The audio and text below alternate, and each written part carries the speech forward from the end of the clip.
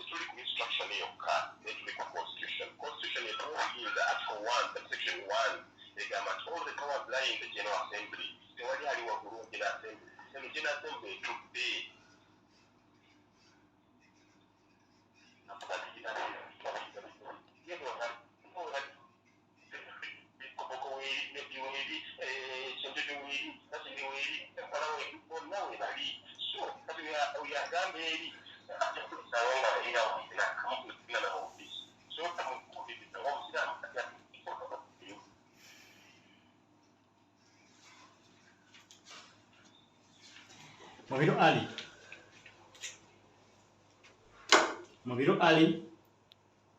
bayiye lukiiko lwonna mufti lwabadde akulembera nabo babayiye oba bakyusizza mufti yekka byonna twagala okulabika nti tubitegeera olunaku olwaleero. Mubiru Ali